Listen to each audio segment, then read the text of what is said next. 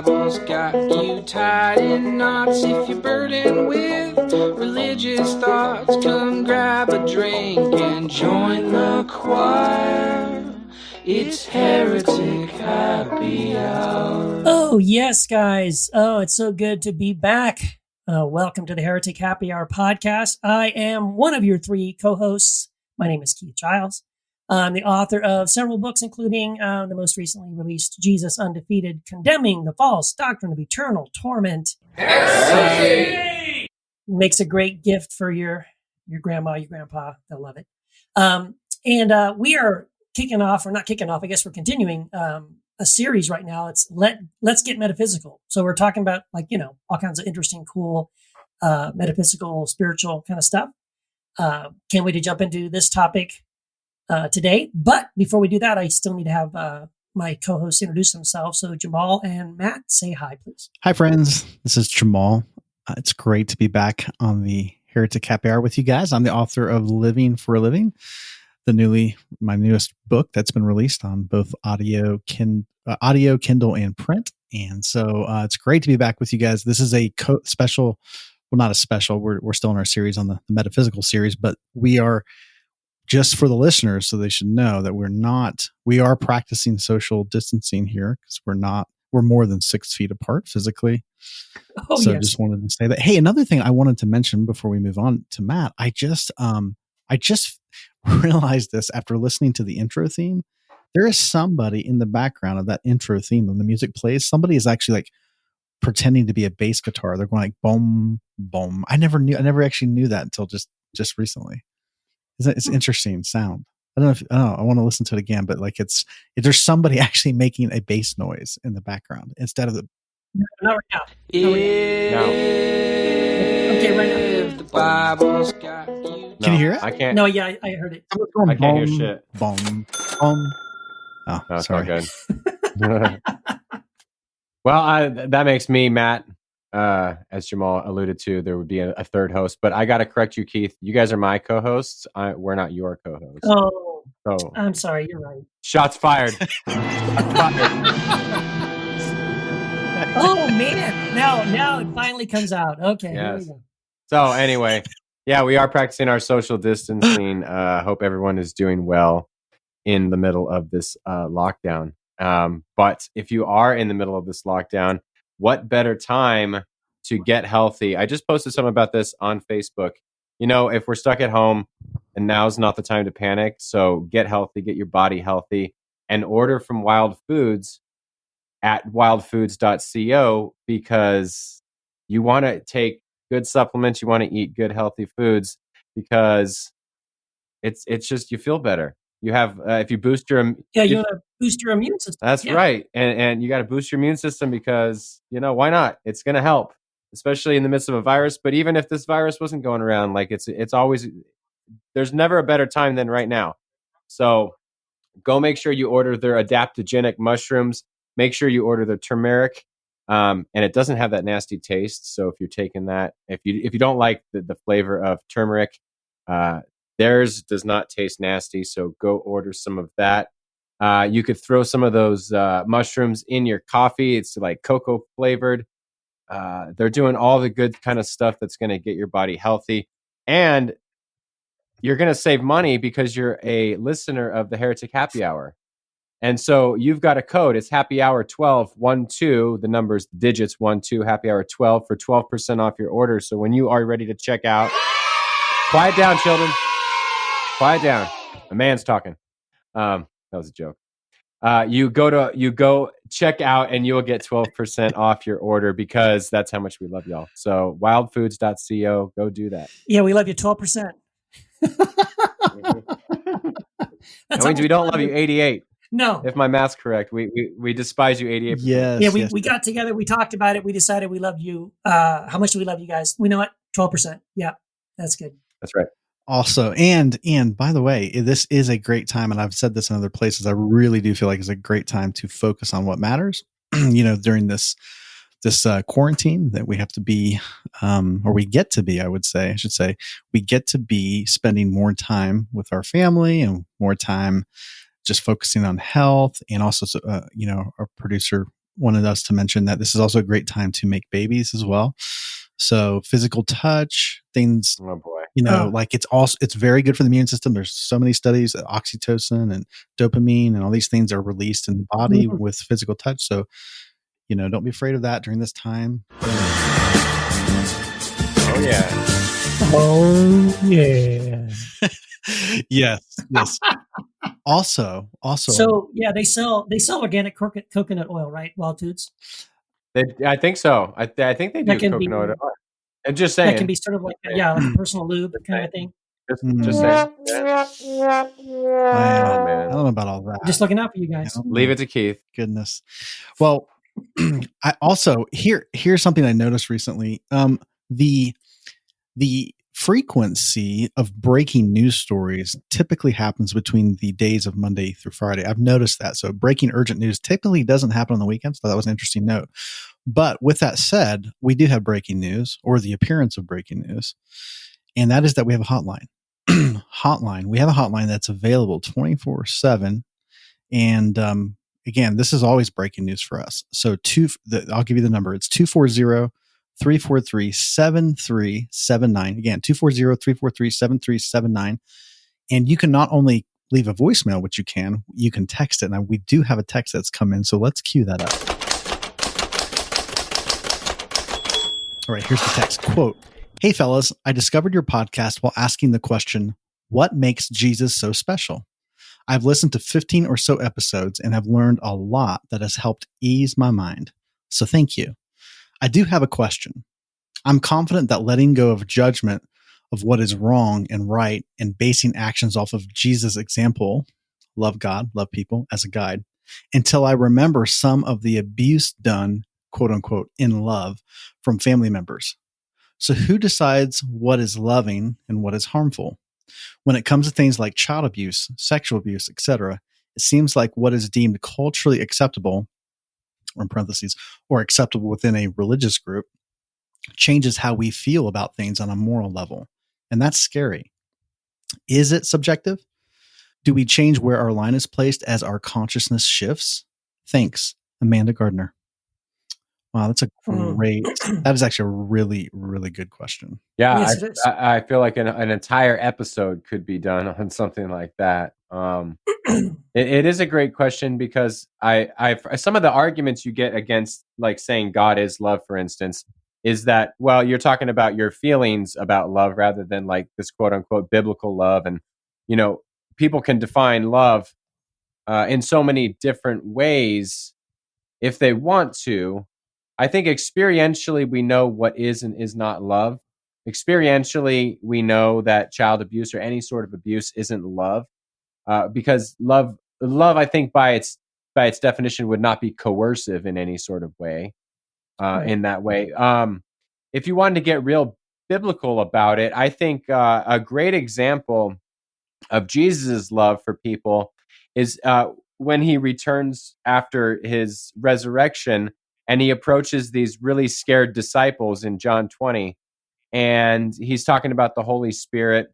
And I mean, when people talk about the Holy Spirit, this is where I go, is that he breathes the Holy Spirit, and it's in the spirit of grace and mercy and forgiveness. And so if it doesn't look like that, it doesn't look like the love of God or the Spirit of God. Yeah. I don't know. What are your guys' thoughts? Yeah, I agree. I think I will agree on this, that I do think there is a problem in Christianity because I do see people playing fast and loose with definitions of love. In other words, I've seen Christians justify standing with a sign saying God hates fags and saying, "Oh, I'm just expressing the love of God." Sure. And I would disagree with that. I think the example of what is love the way Jesus means it, especially when Jesus says, love God and love others. Jesus even takes it the other step and says that we should love one another as I have loved you, right? So we really need to take a step back and say, what are the ways? Let's look at the ways Jesus loves us. And it's not coercive. It's not manipulative. It's not, in other words, Jesus isn't looking for what he can personally get out of it, how he can manipulate us or exploit us, right? It's always for our good. And it's always even at his own expense. Like, he is suffering, he is giving up something so that he can bring us something good. And I think a real simple test that I've used in those kinds of examples, if we really aren't sure, if we are kind of confused about, well, what is love? I would just say, ask ask the other person if they feel loved.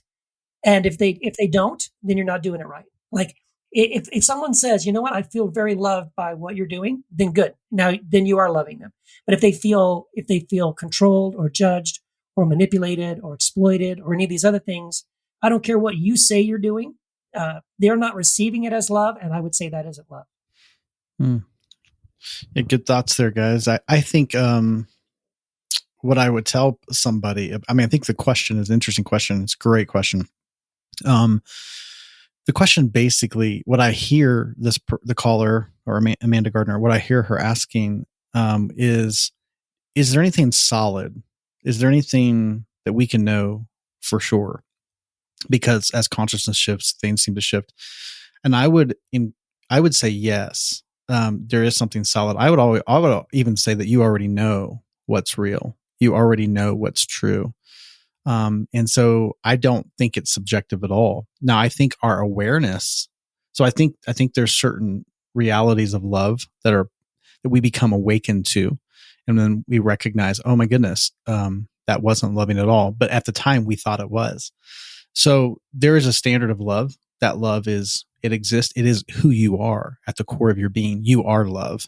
So the more a person gets reconnected to you at a source level, the more you recognize what love is. And then you'll start to recognize, oh yeah, that's exactly what Jesus was talking about. But if a person doesn't know themselves, if a person isn't connected to the core of their being, then they will be manipulated by religious groups, teachings, doctrines that tell you this is how you are to be loving. And even the words of the Bible and even the words of Jesus can be abused when you are disconnected from your own essence. So I would encourage people to say, I would encourage you to say, there is it's not subjective. However, you already know what is not subjective. You already know what is rock solid. You already know what the essence of love is, and that is you. It's the core of your being. And so that's all you have to worry about. You can't answer for what other people think. So whatever definitions people are holding, a group out there, whatever, it doesn't matter. Its question is, what do you know? And you already know. And if you look at the teachings of Jesus would appeal back to what we already know. He would say, if you, being kind of twisted in your mindset, know how to be a loving parent, if your child asks you for for something to eat, he's appealing. What he's doing there is appealing back to what you already know about love to increase that understanding. And I would encourage you to do that. Go back to what you already know at the core of your being about love, because you know a lot about love already. Yeah. Good thoughts, guys. Do we, am I right? Do we have a voicemail now? We do. Hey guys, this is Dennis Kimball. I'm a long-time listener, first-time caller, and I just want to start off by just saying how much I enjoy listening to you guys. Your podcast. You all bring just really great insight, each from a different direction. I've also enjoyed, using some of Jamal's life coaching services that he provides as well. So I just really appreciate you guys. I really love the direction you guys are going now with this metaphysical series.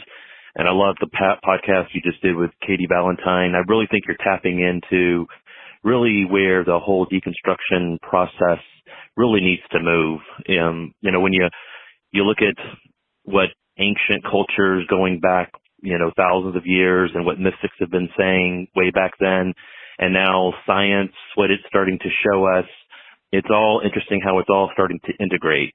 The mystics and the cultures of the past would speak of this world as a dream. And scientists now are starting to discover, to their dismay, that a lot of that is true. Some are even showing how it seems to be like a simulation. Scientists are showing that consciousness is fundamental. The physical world is not fundamental. It's consciousness that's fundamental. There is no physical world out there. It's all a projection. The external is a manifestation of the internal. One mind, there's God, and we are with God, seated in the heavenlies, and we are on this crazy dream projecting separation, and we're just needing to wake up from this separation One of the things I wanted to ask is if you guys might ever cover a show on like near-death experiences. A man by the name of Raymond Moody did a tremendous amount of research over many decades, and it's interesting, regardless of people's past, their religious affiliation or no affiliation at all, the similarities and experiences they came back with. Yes, that was Dennis. That was a listener by the name Dennis. Dennis, my man. I first of all, I love what he was saying in the voicemail. So good, so good. I'm glad actually. So, Dennis, thank you for your call. Thank you for all your comments there. Basically, I'm so glad that you called with this, because this is exactly what we're going to be doing the show about, which is fantastic. Yeah, how did he know that? I mean, what are the odds? He's right on. I don't know. It's actually spot on timing. We just, had our interview with Dr. Katie Valentine, and now we get to launch into our episode, which is all about NDEs. But before we get to that, right? I do want to address one thing that he said before we get to our next segment.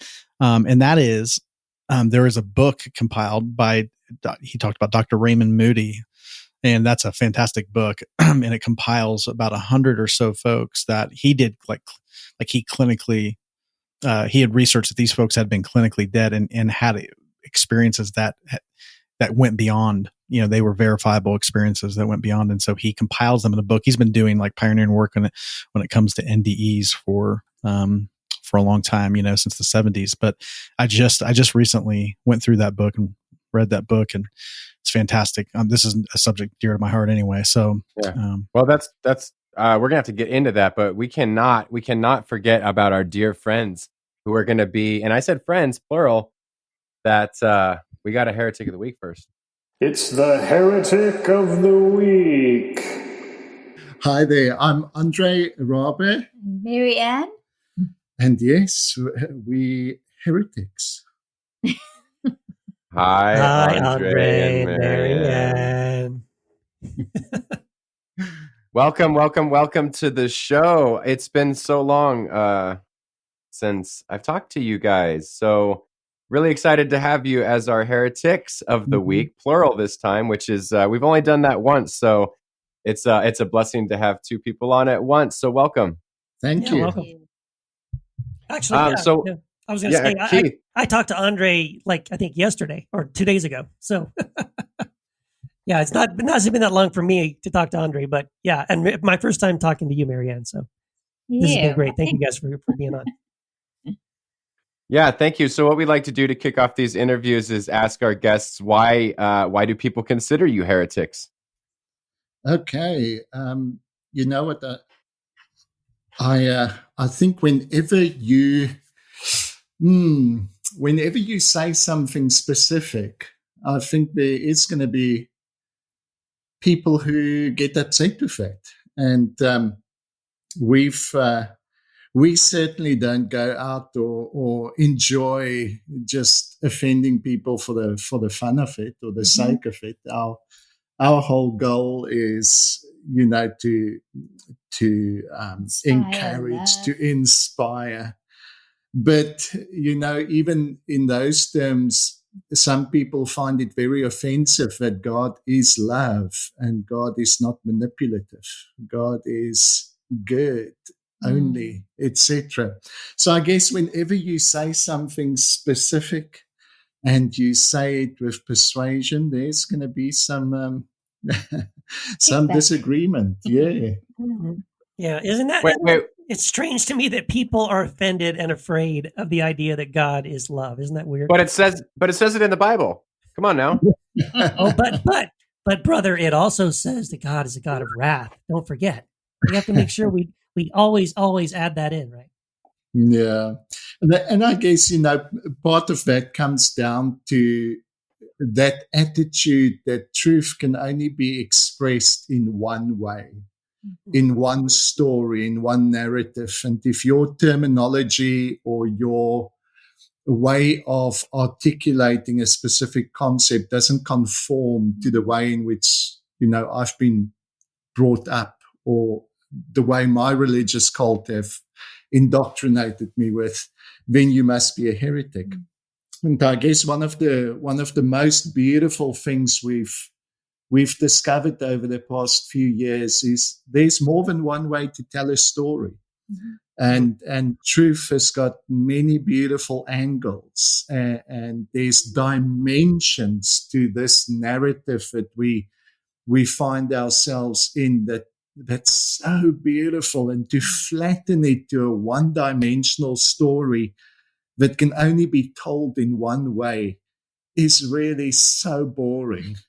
So I guess that aspect of there's more angles to truth than what you've been taught. That's probably a major reason why people would consider others heretics. Mm-hmm. Yeah, it's just odd to me. I mean, I don't understand why. Like whenever I talk about God being love, it's like Christians are more offended by the idea that God is absolute love than they are offended by the idea that God would torture his children forever. I don't understand that.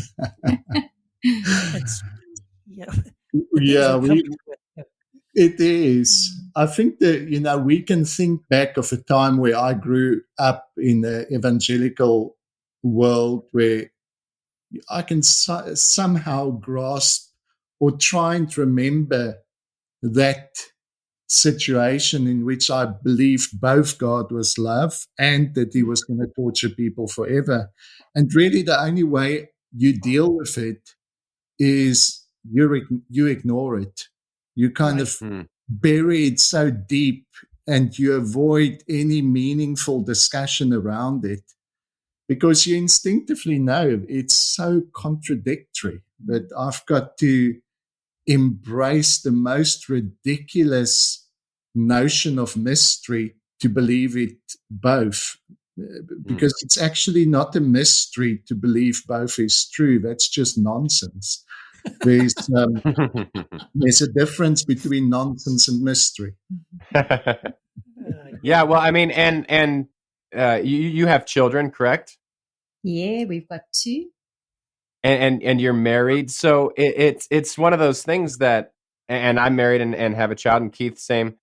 Yeah. So you guys mentioned that obviously having children and being married and our experiences kind of help shape and mold our theology and our worldviews. Has there been some other major events in your, we could loosely call deconstruction, that seems to be the buzzword these days, that have helped you move from a place of maybe evangelicalism or some sort of fundamentalism to where you are today?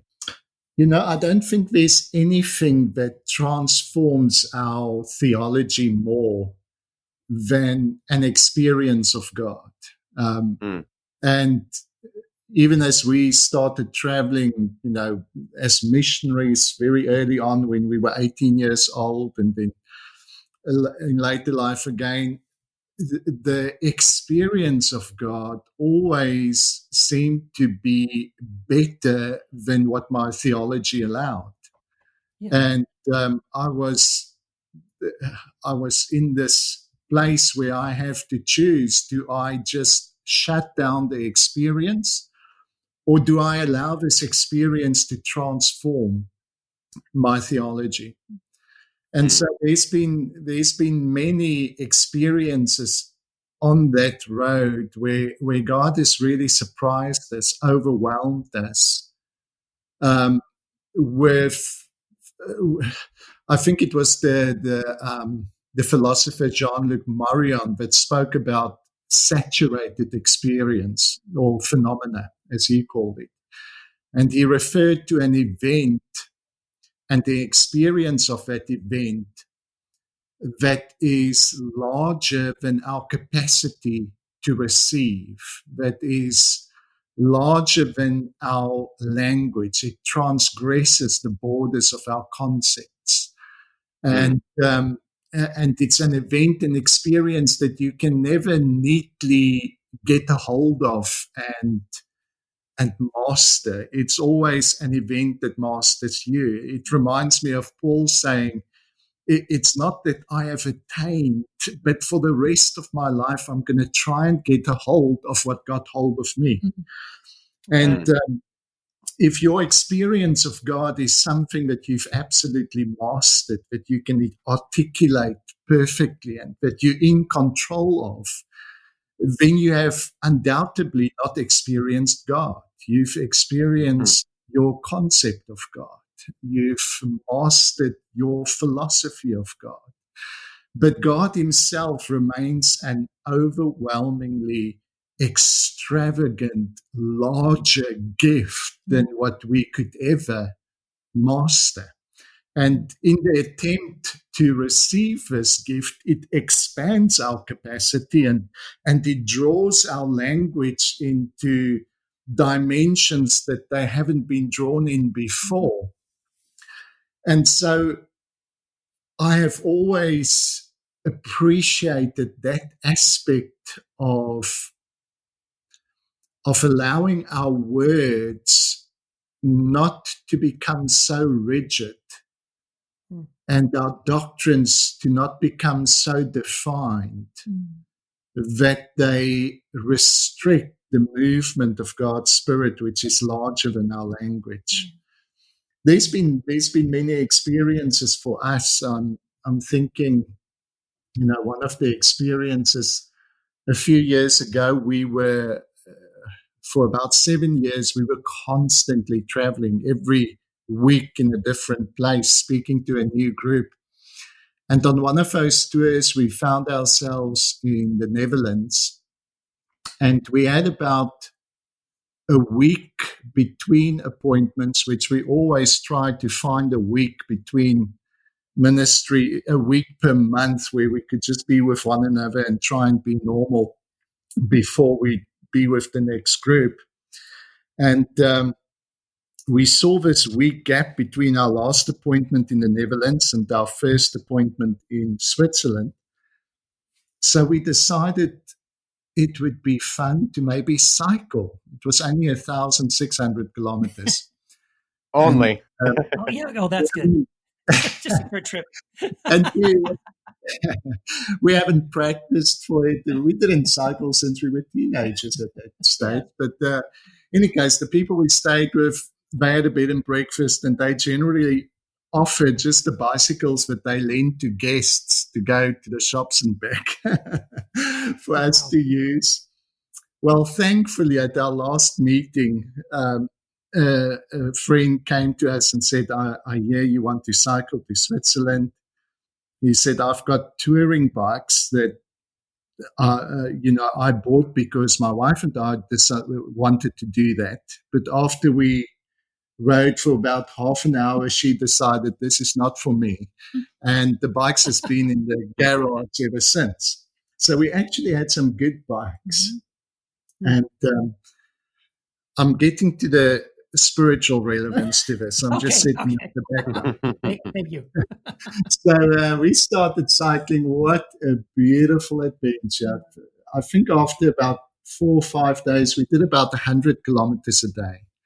And we knew that we wouldn't make it in time to Switzerland, so we decided we'll take a train after the first 400 or 500 kilometers we did.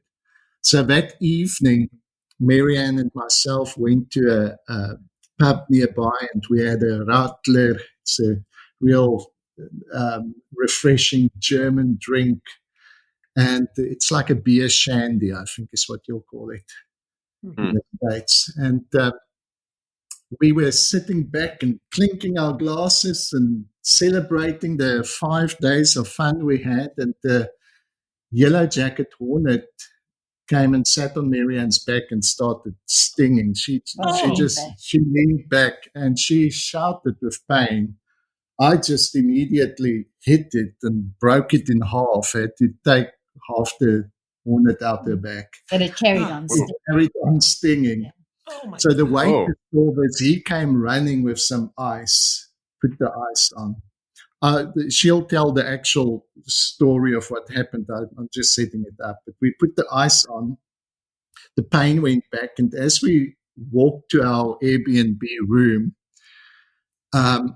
we went into a little shop just to get water, and that's when Marianne suddenly realized something else is happening. Yeah, so immediately my heart started just throbbing, and my head felt like it was going to explode, and then I lost feeling in my fingers, and I thought, okay, something's going on here. I didn't immediately even relate it to that, and so I just shouted out to Andre, antihistamine. And so he kind of, as he started running off into the distance to try and look for that, apparently when he returned, I was on the floor unconscious. So to chip in here, they didn't have antihistamine in the shop, so I was going to run over the road to our cases, to our room, to get the antihistamine there. As I ran out, I just asked one of the staff members to please call 911, which they did. And so I can maybe explain to you, I'll go backwards and forwards. So what happened in that moment when I lost consciousness, it was like the slipping out of consciousness into the most magnificent embrace. And I just felt like I'm surrounded with light and with love, just surrounded round and round and round. And in that moment, there was not a sense or an inch of fear. It was just such peace and such a belonging and knowing that I'm loved. And so maybe I'll skip ahead because it was later that Andre started asking me what I experienced. But I had... Shall I fill it in, just a little detail there? So I ran back. Marianne's unconscious on the floor. I've got to kind of slap her awake, and this precious little German girl that worked at the cashier was just shouting, no, you come back. And she kind of woke up enough for me to pop some pills in her mouth, throwing water. But it's as if she came from a three-dimensional world into a flat world. She came back and just kind of was totally shocked, pushing in all directions. At that moment, the emergency services arrived because they were just a block away, and they gave her like the adrenaline shots, etc. And then we went to hospital. But it was, and while I was in the ambulance on the way, my organs started shutting down, and so it was anaphylactic shock, which I found out later. And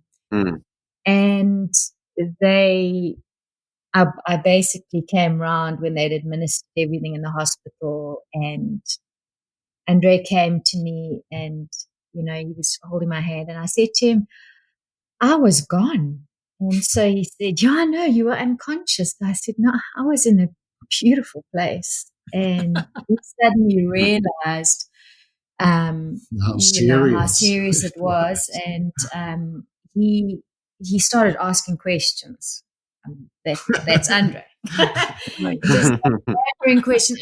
I could hardly talk at that time.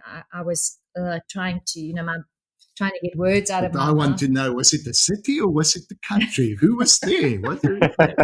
Did you see anything? And it was quite precious because at the moment where he said who was there, and I kind of just turned to him and went, you were there, silly, kind of, it was just a given. And he just broke down because he realized, from his perspective, he'd lost me. But from my perspective, there was no distance between us. And I think when I was trying to find words to describe afterwards, it was like I was suddenly aware of the most magnificent color and movement, but it wasn't like it was somewhere else, some other time. It was like it was right here, right now, but everything came alive, and everything that was temporal kind of just disappeared, and what was love remained. And how to describe love's embrace, when I came round, I just wanted to love everyone. I was like, every moment that I'm in this body, I am going to love every person, everything. And so I started with the paramedics that were there, and I was hugging them. Eventually, apparently the hospital said, "You better test her for drugs." Ain't no high like the most high. And I think, when we've spoken about it as well afterwards. Well, that was quite funny as well, because we were on a train the next day. It was during a heat wave. I didn't know what funny. Well, that night, oh my goodness, that was the Airbnb from hell, but we didn't sleep. But the next day on that train, it's train heading through Germany to Switzerland. Carry your bikes upstairs with luggage. And we were sitting in the train, and for the first time, you kind of allow yourself to feel what happened, because in the middle of the situation, I just need to keep calm, decide what to do, run for the pills, phone whoever, you don't feel the whole situation. And suddenly, as we were sitting on the train, and it's one of those experiences that's larger than your capacity to receive in the moment. Yeah. It actually continues to unfold. And so on this train journey, we were both trying to find words for what we experienced. And I looked over to Mary Ann and just realized it was so close. I could have sat on this train today on my own. And the magnitude of the moment and the gratitude to just look at her and realize, you here? I just started bawling, to the great discomfort of all our German passengers. Our German challenged passengers. But it's amazing as well, even just speaking about the experience afterwards, which, in some ways people were surprised, but I was just filled with gratitude. And I think that's something that, if we can reinterpret events in our past, in our, things that happen in our lives, gratitude can transform that moment into something that just transforms the meaning of that event in your life. And I think in terms of even our experience here and now of love, I've heard people speaking about, certain visions they've had of heaven and French toast in heaven and never quite taste the same on earth again. We spoiled that kind of impression that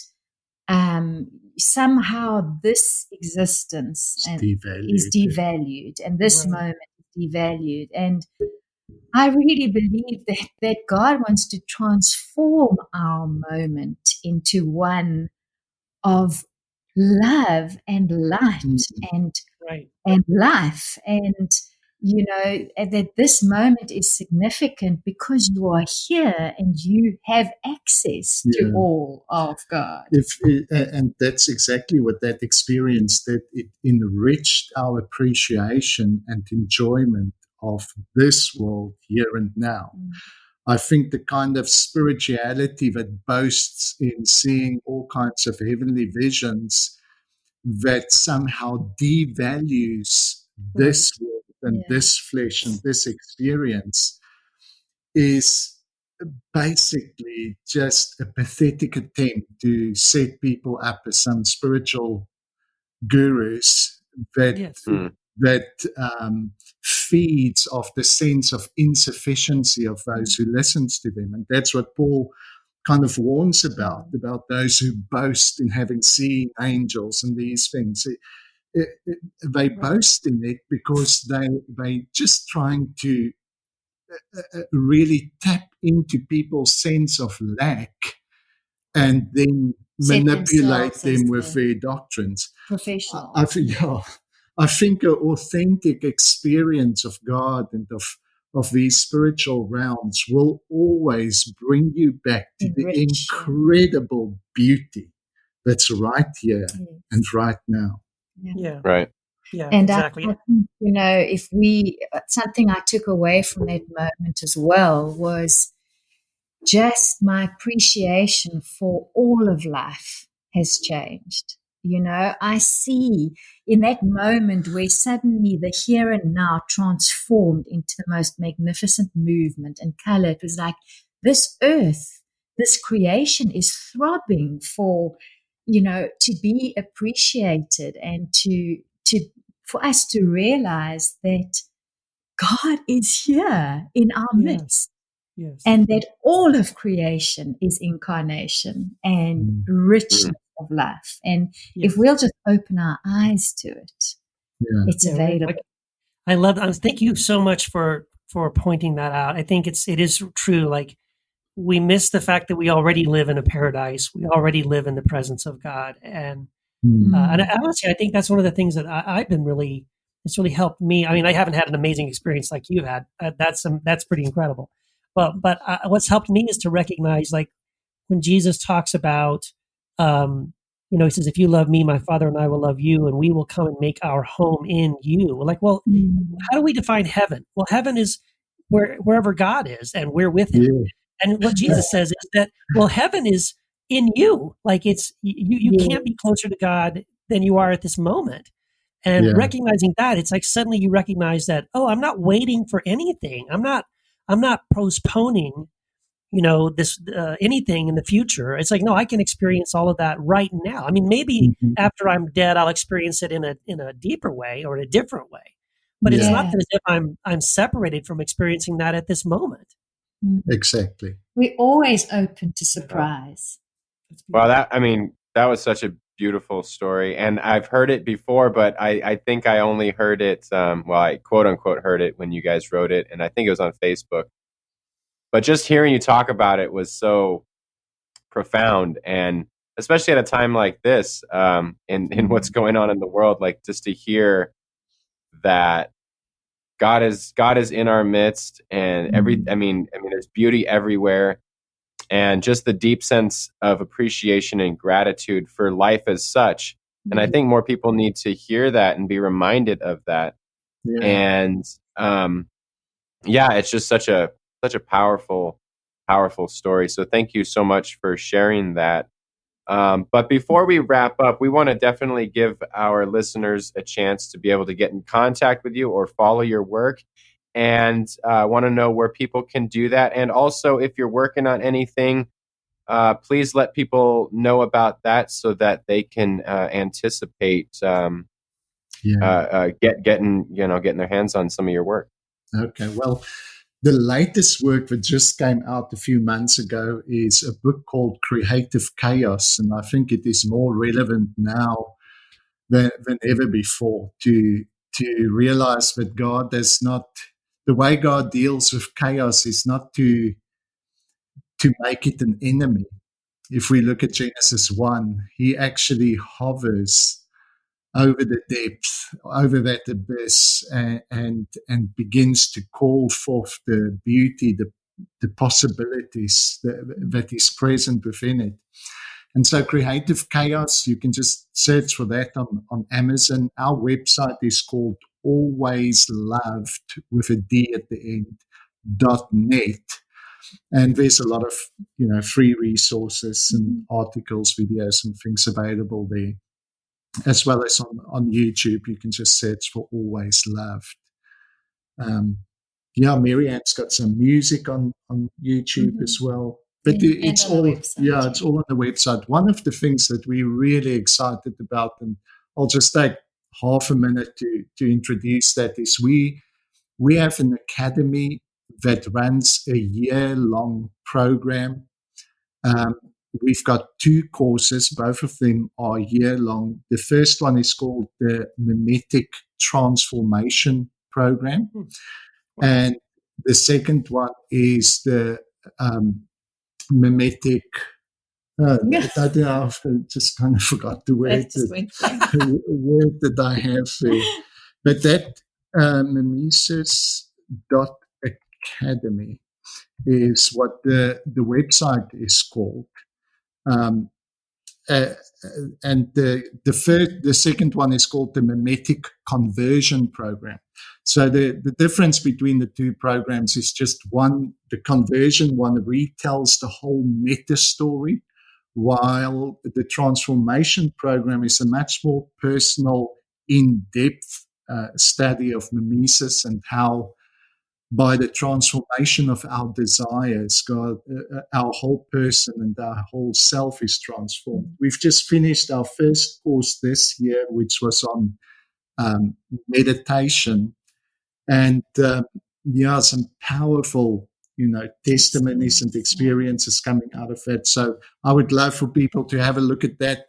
This year is already full, but something to consider for next year. Yeah. Thank you for that opportunity. Yeah. Oh, absolutely. Yeah. So we encourage our listeners, definitely go check that out. And it sounds yeah. awesome. Yeah, totally. Well, yes. So thank you so much, y'all. Keith, you got something to say? No, I'm sorry. I was just going to say thank you both so much for what you do, for your spirit, your heart, your message. Yeah. Keep doing it, man. We need it so badly. And it's beautiful just to see what God has been doing through your heart to just kind of shine and spread and share the love of Jesus to the world. That's awesome. Awesome. Thanks so much, guys. Keith and Matthew. Yeah. Appreciate it. All right. Thanks, y'all. Bye-bye. Bye-bye. Wow. You know what was so cool? Not only are Andre and Marianne amazing, is that they get to launch us into this episode that Jamal is very excited about. I'm going to say, I don't know if I am as excited as you, Jamal, because I don't even know what the hell I'm going to talk about. Me either. I don't know. I don't know much about this. And I love Marianne's story. I love all the other stories that I've heard out there. And I know, Jamal, you're going to probably have some to give to the listeners. But I'm excited to hear what you guys have to say, because this is one of those ones that's, for me, it's just out in left field. Yeah. Yeah. I think I'll just say, kind of echo what Matt is saying, is that I've done very minimal research myself on this. Like when I was in college, I had a speech class and I did a speech on near-death experience. So I read, kind of like did some quick research over a grueling period of like maybe 3 days, and checked out like 20 books from the library and grabbed a bunch of quotes. And, so I know a little bit about it, and I am interested in it, the topic, but not as much as Jamal. I mean, Jamal, you are definitely the expert. And I think Matt and I are going to probably, if anything, just sort of let you lead us into some territory, and then maybe he and I can sound off and say, what we think about what some of the things you're sharing. But I mean, obviously, people have died and come back, and obviously, many people have had these experiences. There are similarities to these experiences, and I think that's the thing that is the most interesting and the most fascinating, is that of all these different people and different cultures and different backgrounds who have had these experiences, there are so many similarities that it starts to make you think it might not be in their head, that there may be something common, that they really are experiencing something genuine outside of their bodies. But of course, there's skepticism about that as well, and I'm sure we'll get into that. But I think what we want to hear is, Jamal, what are your thoughts on this? Oh man, there's so many. I have so many thoughts on NDEs. I honestly think that they're a gift for us.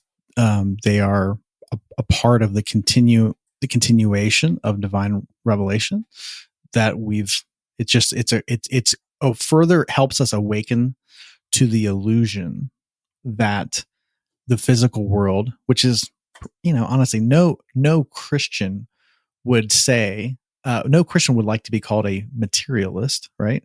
Or, in that sense of the modern world, of that only thing that exists is what you can see, taste, touch, hear, smell, the five senses. We would call that secular humanism in the secular world, that right. Scientific model, the modern model. No Christian they would say, yeah, no, we believe in the spiritual realm and all that kind of thing. But again, NDEs are controversial in the Christian world because we really are attached to the illusion that the physical world, the physical universe, is primary. And again, that is part of the human experience, that we're having an experience which seems like this is the real world, the world we can taste, touch, see, smell, all those things. But NDEs show us that no, actually they help awaken us to the fact that real, true life exists way beyond the physical realm, and that the physical realm is a manifestation of the spiritual realm. So for me, I used to, obviously, as a evangelical Christian years ago, I would totally disdain any stories of NDEs because they were dangerous to me, because the fear was, what is it? Is this backed up biblically? It in scripture, there's no, like, does the experience of the NDE jive with my theological beliefs? And if it didn't, then, we would say that was a demonic experience, or that was a deceptive experience. Whenever we hear people talk about going through the tunnel and experiencing a light, that's what I would, this is a demonic thing where people were being deceived. And that was my take on it until I went through a real season of darkness in my own life, until I went through personally, like even to a point where I didn't even want to live. It was just a real season of suffering. And what was interesting for me personally was, it was at that point where I was shedding, and I had the deconstruction process for me had already started. So it wasn't like that this was this started, because it was already happening. But it was at this moment, at my lowest, when I really had nothing left to hang on to, and I didn't even really want to live. I can remember the day. It was like a voice. It was like something inside of me that just said, you need to start looking into people who have died and who have come back, because if you look into that, you're going to figure out what life's about. So I started doing, it was just like, that was just kind of like, that was a demon, right? Well, not to me. Yeah.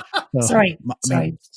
My experience was, it was kind of like when you're sick in bed and the moment you start to feel better. You ever had that moment where you're like just sick and you feel like you've been hit by a truck, you have no energy, and all of a sudden that first moment you start to feel better. That's what it was like for me. It was like, oh my gosh, there was this life in me, and I got this almost indescribable. It's kind of like a writer when they're inspired to write. They'll sometimes sit down at the computer and just write for hours because they're just flowing through them. That's kind of like how I felt. And I did all this research, and I started listening to stories, people, person after person, and it just brought me back to life because of the common. And it wasn't like, it was just like feeding my spirit and the life change and what people would discover. And these were people from non-religious backgrounds to people who had religious backgrounds, to people of different religions, different socioeconomic categories. It didn't matter. They all almost verbatim had the same experiences, the same themes, and their life post NDE was radically different. Right. What were their common experiences from the ones that you've read about? Well, common experience that a person would talk about is being aware that they had been here before. So it was a sense of like, oh yeah, I'm home. Like, this is where they start. And they had like it was almost like a knowing, like a remembering. Oh yeah, I came from here. And then they talked about being aware of unconditional love, a love that they didn't even really know existed. And some of these people were like, they weren't even spiritual in any way, shape, or form. And they were just aware, so at home in this love, and just said they didn't want to leave. This was exactly everything they've always wanted and didn't know it. They would talk about that. That was a very common theme. Another theme was life review. So, we've heard phrases like my life flashed before my eyes, but that's where that comes from, because at that moment, like literally, it's like their life gets played out before them, and they can act, and they actually experience all the key moments of their life at the same time. Time is all different. And they all experience a common life review. And in that, they are aware of the fact that there is no shame, there is no judgment, there is no condemnation, that everything was for learning. And they become aware of like what love was, what love wasn't. And it's like a learning experience. And then the other thing for the folks that came back, which was all of them that we have accounts of, they were told that if they didn't come back, work, know the story, Right. But some of them were given a choice. Some of them were given a choice to come back. Some of them weren't. Some were told you have to go back. Some were saying you could stay if you want. But they all were told you have work to do. Your work is not complete yet. So you need, if you go back, you're going to complete, the people who were told they couldn't stay, they were told your work is not complete. You have to go back. Right. And they did not want to come back because they were so at home in this presence. Some of them had, depending on their cultural background, some would see Jesus. If they did not come from a Christian background, they wouldn't. So it all depended upon what kind of their religious beliefs were and what their culture was to determine like some of the specifics, but the themes were constant across the board. Yeah. Now, I wanted to say now, and I'm not saying this at all. Please hear me. I'm not saying this to discredit any of these NDE experiences. However, I do think it's worth at least touching on this and mentioning it that there have been some people who have, reported NDE experiences. They've written books. They've gone on Oprah. They've been on, 60 Minutes or whatever, and all of that. And then years later have either been exposed, or some of them that I'm thinking of have flat out just admitted it and confessed it and said, you know what, I made the whole thing up.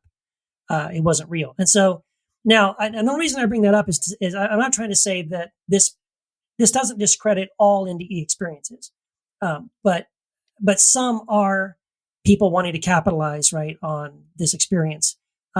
And I think we need to recognize that, sometimes some people will have a fake experience or, just do something for the publicity or to sell books or whatever.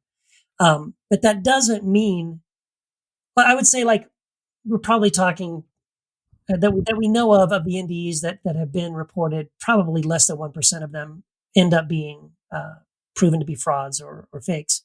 And the vast majority of them are people that don't write a book. They don't, try to leverage something. They're just like, yeah, this happened to me. I was on the operating table and I was gone for 5 minutes and I had this experience and here's what happened to me. Right. Yeah, totally. And that's why I think books like the caller in our voicemail earlier mentioned Dr. Raymond Moody's book. I think that's such a powerful book, is because these are I think and he did research on, and he's done research since that book was published. It was published like in the 70s, but there was over 100 cases, and he's a doctor, so he did his work to make sure that these folks were clinically dead. And then they're in their accounts. Some of them would talk about intimate details of their death that there was no way they could have known. And the medical professionals were like blown away. Like, how did you know that? Yeah. Like, how did you hear that conversation? And they were like, as I was there, I saw the whole thing and I watched it. I observed it. And it's amazing and then of course, there's accounts of folks who were blind in this life, who had never had sight. And then they died and had an NDE and they had perfect sight, described things they never saw before. Perfectly. What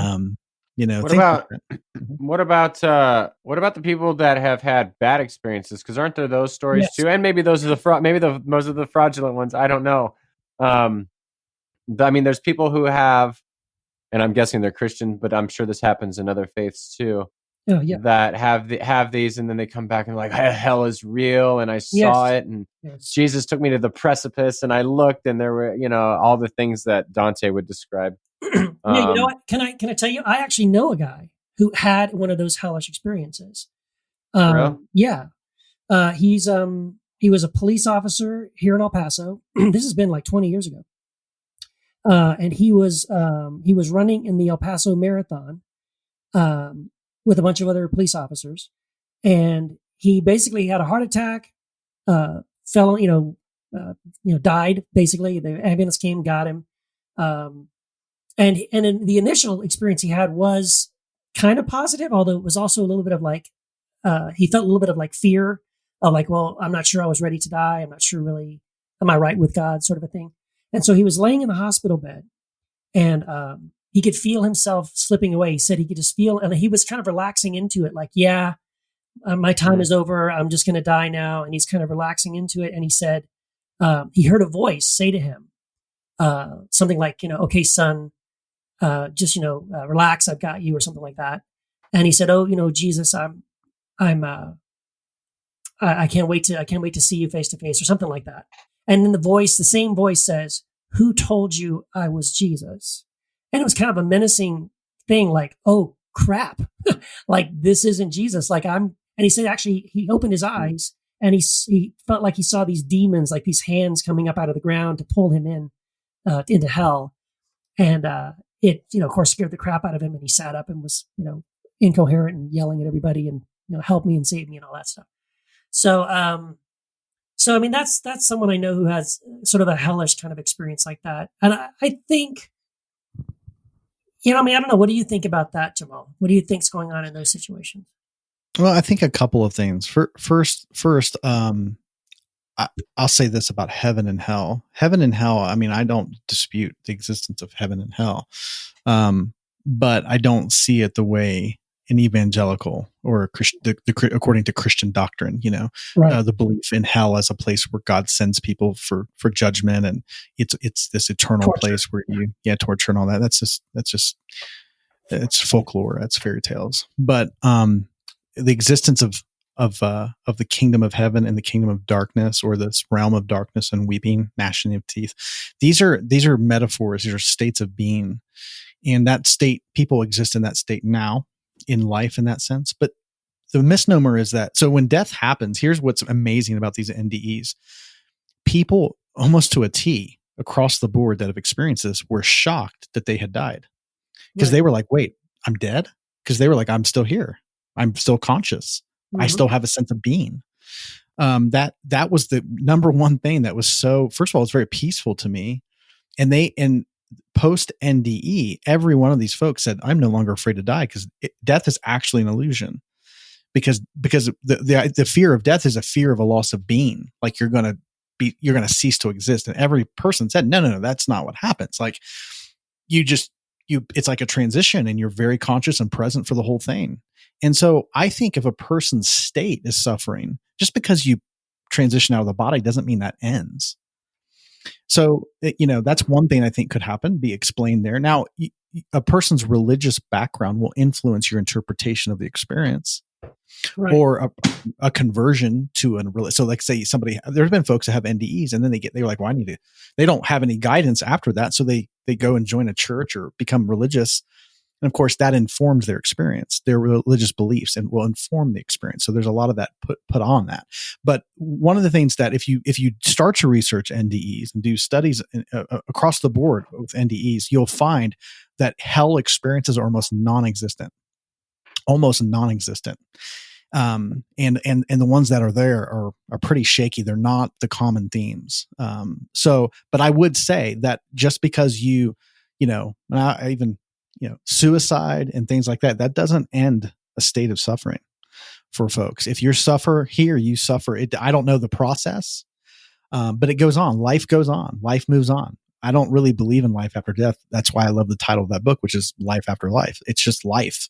Life transitions on. And so there's a learning. There's things we don't know about what happens when we transition out of this, what I call virtual reality that we're living in. But there's learning. There's, and that's another thing that people with the NDEs experience, that there's a high value placed upon learning. That there's a high value placed within this life, and then also moving on. We are continually growing and learning, and we're learning about the nature of love, of what love is, how it functions, and our experience of it. So we've had these experiences. These are real rich kind of training ground experiences that teach us what love is. And the only way we can know what love is by having a human experience or physical experience, which then we take with us beyond into the next, whatever it is. Which it does go on. And that's my understanding of NDEs. And hell experiences are the evangelical hell experience. The NDEs almost by and large blow the existence of hell out of the water. Folks just simply don't experience it the way we are taught that it exists. And I think if they do, like, I think you're right. Like, it's a learning experience. Like, just because, I mean, I've never had an NDE, but if I had to guess, if I had to wager a guess, it would be that this uncomfortable, quote unquote, hellish experience is something, as uncomfortable as it may be, something for us to learn. Mm-hmm. And I'll give you a little bit of an analogy. Is I've done mushrooms before, like psychedelic mushrooms. And I've thank you for that. I guess that's heresy now. It's in the Nicene Creed. Do not do mushrooms. Yeah, right. Psilocybin is off limits. But I've had like really positive experiences where it's like, yeah, we all are connected. We are one. There's literally no difference between me and this earth. Like, and you feel it and you sense it. Like, and I've had a really, really bad experience where, and I say bad in quotes because I should probably say it was a really uncomfortable, hellish experience. And I literally didn't, I had like a disconnect from who I was as a person. Like I thought that everything that I had experienced before was non-existent. Like my wife, my daughter, they didn't exist. And I had this disconnect in the midst of that, like meeting Satan. And then, so I say bad because it was really uncomfortable and there was like this existential dread. But looking back on it, I feel like I had to learn something. Like I had to learn that one thing I took away was that evil runs right through us. So if there's a Satan, and we're going to get into this in our metaphysical later in our metaphysical series, I believe, and I'll give you a little teaser, that runs right down the middle of us. Like it's something that we can either lean into or reject. This satanic thing. And I also felt like if this is a state of being, if C.S. Lewis was right and the gates of hell are locked from the inside, based on my experience of just doing mushrooms, I'd say no, because if hell is like disconnected from everything, like no one would choose to stay there because it was dreadfully uncomfortable. So I would just happen to venture to guess that if someone has that a hellish experience, they're having this experience to learn something, but it doesn't necessarily prove your theology. I think then you're interpreting your experiences through your already assumed doctrines and then like confirming your biases rather than maybe seeing a positive to it. Because in the midst of like when I had this experience, it was really uncomfortable. In the midst of someone having a hellish NDE, it's probably really uncomfortable. But maybe on the other side of even that, there is still something to learn from that. Yeah, I wanted to ask you, Matt. So when you had this negative, hellish experience and you met Satan, was this at a point in your life spiritually where you believed in hell and you believed in Satan? No, actually, I didn't. This was weird. Like, this was after a deconstruction of sorts, but experientially, I felt like I had to have this experience to see really what the hell I'm talking about, because I already had already stopped believing in hell and Satan, and I had the theology that said, no, if there is some sort of hell, it's for us to learn from. It's purgatorial. It's patristic universalistic in a way, so that whole kind of thing. And I believed Satan was not this ontological being at that time. But I had done that based on like exegetical and philosophical work and not necessarily experiential. So for me, it was much more powerful it's a different type of knowing. It's like, wow, actually, yeah, I feel like I really, as close to anyone can say they met Satan. I was like, yeah, I had to look into, it was like looking into a mirror in the worst possible you. And this is what you would be like. And it's not who you are. No. But we're gonna have this simulation where you're not gonna know anything else and say this is who I am, so that you can, when you do when you're not tripping after, you can reflect and say, wow, that's okay. This is something I had to learn. So I'm thinking like if someone dies and comes back and they had to learn something uncomfortable, that makes sense to me. Well, I'll tell you what, I've had moments in my own life where in dark nights of the soul, so to speak, sure, when I literally felt like I felt terrorized by demonic forces. This was back when I was still in the world still, so I did have a belief in those things, but I know that now I was confronted with my own shadow. Sure. And I was dealing with that. And that felt and of course, we're always, as people, we're constantly creating metaphors and stories and, that kind of thing. And that's, I believe, what myth is. A lot of times, when we tell mythical stories, we're trying to explain a deeper reality that we're putting in story format. So that'll take us in a whole different direction with Satan, demons, and all that kind of thing. But nevertheless, I think that can also explain experience as hellish experiences, but I've had hellish experiences in this, and I haven't had an NDE. So it's like, Right. So we have to just remember that life is all there is. So this idea of life after death, well, that's even the statement life after death is a presumption of the illusion as being, even though it's not conscious, what we're doing is we're presuming that we are physical beings, and we're not. We are having a physical experience, but we are spirit. So when we are spiritual beings, the dimensions of spirit, like time and space, are non-existent. So this is something to keep in mind with the whole thing. It's interesting also when we talk about DMT. So I want to mention this too, is with folks who have done DMT. Oh, that's like mushrooms on cocaine. That's that's like next level mushrooms. Yeah, totally. When you do psilocybal mushrooms or DMT or things like that, okay, this is under therapeutic settings. They actually have done studies where people who have done mushrooms specifically under a therapeutic setting, a lot of the trauma, if someone's gone through a lot of trauma, totally. So what would take a lot of time in therapy to process, work through, can really be sped up under this process, because what you're doing is you're bypassing the normal mind and the brain. And so there's a theory that the brain is a filter of consciousness. Okay, now that we know the brain doesn't create consciousness, which is really kind of an archaic, even though some scientists still believe that, it is really more of an, I would call that that's actually in the scientific world, that's on its way out, because we know enough about consciousness, especially with the breakthroughs in quantum science, to know that the brain does not create consciousness. The brain is a filter of consciousness, which means consciousness is not physical. It's spiritual. We've known this for a long time in the spiritual world, but in the scientific world, we're understanding, because of precisely, there's some studies done on folks who have had near-death experiences and the DMT process. So yeah, your brain does release DMT at the moment of death. Also, when you do DMT in life, you could take the drug or whatever, and you can have literally an NDE experience. But what I believe, here's my understanding, what's happening is that the filter that your brain is, your brain is filtering out consciousness. So that's the only way we can have a coherent experience here in this world. Because by the way, you can't be aware of everything at the same time, or else it'd be too much for our brains, the computing capacity.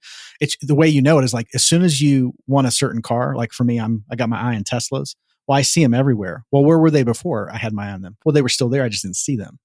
So now that my consciousness is aware of something, it's there. But like, how many things exist for us to be aware of? Everything exists, but we can't be aware of that. But when you do DMT or something like that, the filter of your brain is taken away to such an extent that you become aware of literally what's happening.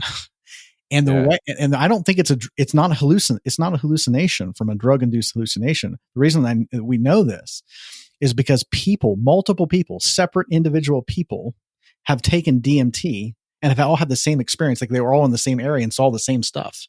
So you can't manufacture hallucinations beyond a person. And so a group of people all at the same time had their filters taken off, and they all had this vision of something that shows you, okay, yeah, they're seeing beyond reality. That shit is crazy that there's DMT and ayahuasca, which I think is it's very similar, or actually has DMT in it, is so similar. The experiences are so similar to what a lot of people report as NDEs. Like it trips me out, man. I gotta be honest. It does trip me out. Yeah, it's very interesting. There's a whole world out there, man. There's a whole world out there beyond this one. Yeah. A whole new world? Are we allowed to say that? Whole new world. And we can live from there right now too, though. That's the cool thing about these NDE experiences. All right. We're all going to Peru as soon as this this coronavirus is lifted. We're all going down to Peru and finding a shaman and doing some DMT. But we possess that. We possess it though. We possess that realm. I believe that. I just want the FBI to know I am not in possession of any of these substances. You are, and your pineal gland, I think, has DMT in it, man. So we're walking around with fucking Schedule 1 psychedelics. Yeah, you're under arrest. That's just trippy, man. Anyway, yes, this has been a fun one. I like this. I actually like this. I didn't feel like I'd have too much to say, but if I think it'd be cool. Like if you are comfortable with it, hit us up like in one of our Facebook groups, Heresy After Hours, or if you join Patreon, you can get into the Heretic Happy Hour podcast group on Facebook. And if you have like an NDE or know someone and you're comfortable sharing it, like I think that'd be cool if you wrote that out, let us know, or even call the hotline and let us know if you've had one of those. I think it'd be cool to extend this conversation. And before I go, got to remind you, we have a website, heretichappyhour.com. We got a store on there. If I know how shipping's going to go right now with Amazon. I don't know, but if you want to get on that, make sure you get some. Check out our store. We've got pillows, we've got hats, we've got shirts, of course. So heretichappyhour.com, and of course you get to stay up to date with new episodes. Right. And you know what? If you're worried about like, hey, you want to buy some really cool books by some of these amazing choir authors, and you're worried about like, well, what if I do order it and then Amazon doesn't ship it to me? Well, you know what? You can download an ebook because like right now, this is the best possible time because we started our April foolishness a little bit early just because people are, sequestered and, in the quarantine phase right now. And so we decided, you know what? We're going to take like 20 titles. Choir, our publisher, took 20 titles, and there are 20 choir titles right now on Amazon, 99 cents each. Oh my gosh, it's so great. So I can't read all of them, but I'm just going to say real quick, our books, me and Matt and Jamal, our books are a part of the deal. So you can find those 99 cents Kindle, but also some other amazing books. All I Once Held by Galen Sword, also her book, Dear Me, Beauty and the Wreckage by Brandon Andrus, a killer book. Apparent Faith by Carl Forehand, Divine Echoes by Mark Harris, Meg Calvin's book, I Am My Own Sanctuary, great book. The Multiplication of Elmer Witt by Carson Kipp, Saying No to God, oh my gosh, freaking amazing book by Matthew Reeves Corman. So many. One Greater Than Moses, by the way, I love that book. That is a great book by Heather Kendall. There's a book called Sustainable Church by Walt Russell, and Shame. And one of our Heretics of the Week, Josh Rogie, was on and talked about his book Shame also. So again, 20 books. That's not even all of them. There's more than that. But you'll go check it out on Amazon, 99 cents. I mean, you can load yourself up, get your Kindle loaded up for the apocalypse, basically. And, my soul cries out, hallelujah. Thank God. Thank you, brother. Thank you, brother. I see that hand. Yes. And one last thing.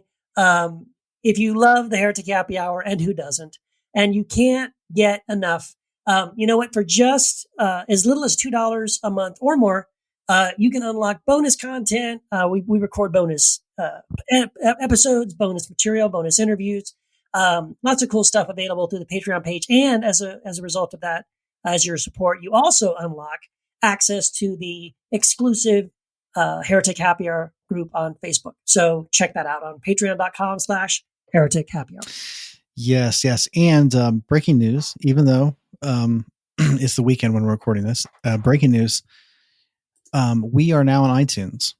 So I have heard that it's very effective and very helpful if our listeners would go to iTunes and rate us and review us. It helps with the exposure of the podcast. And so if you're listening to this and you haven't done that, please do that. 5 stars. Yes. 5 stars. 5 stars. Only 5 stars. Oh, yeah. And next episode.